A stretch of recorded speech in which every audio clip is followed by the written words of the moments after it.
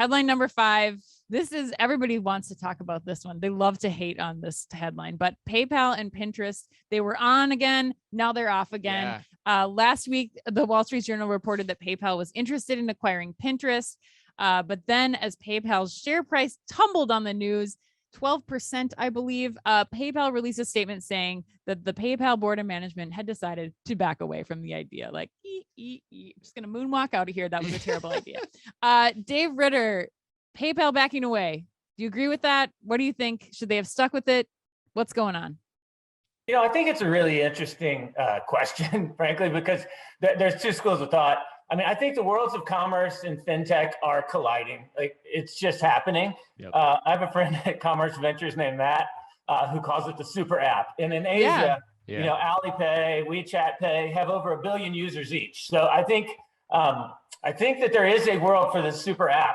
The question for me is Pinterest the right partner for PayPal to choose? It wouldn't have been the first one that came to mind as I thought about commerce platforms. In some ways, the eBay used to be is a better fit than this if you really if you step back and think about it. So I'm bullish on the concept of the super app, but I don't like the Pinterest fit per se that much. Yeah, I have to agree. I mean, that's pretty much my notes verbatim. Dave was like, yeah, it doesn't make sense if you are trying to create the US version of Alipay or WeChat and try to kick it off. Pinterest is such an odd bedfellow, I think. Like, it just doesn't quite make sense. David, what are your thoughts here? I think the title of this one should have been PayPal Avoids Huge Write-Off. All right, I like it. Bluntness. Yes, candor.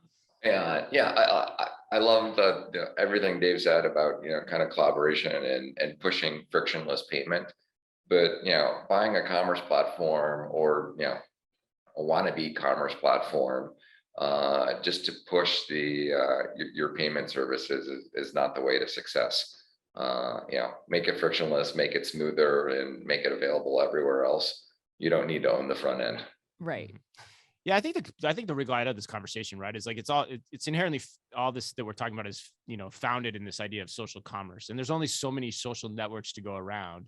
Pinterest is that by definition, but it's different in the sense of like they've never been able to figure out how to conduct commerce off of it, right? Like it's for people browsing, different things, recipes, home things, but to actually want to buy off of that they've never been able to trigger it really. Well, and messaging, like the social component outside of like sharing a Pinterest board, like there's just not the connection points that there are with Facebook, right, Instagram, where you're like actually having an one-to-one conversation with either a brand, a friend, anyone like that. Right. So that was gonna be my point is like, there's just only so many of those that go around in the US. And, so like, to me, like somebody like Snap would be a much better target for them.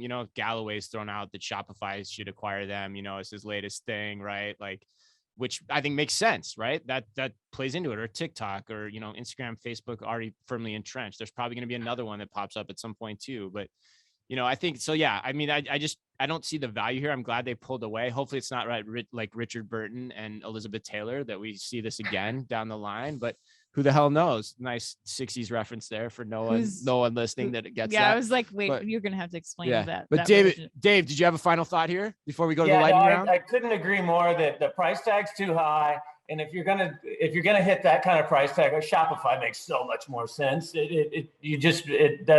It's so much more of a natural fit if you're building the quote unquote super app. I think David is exactly right that they walked away from a huge mistake.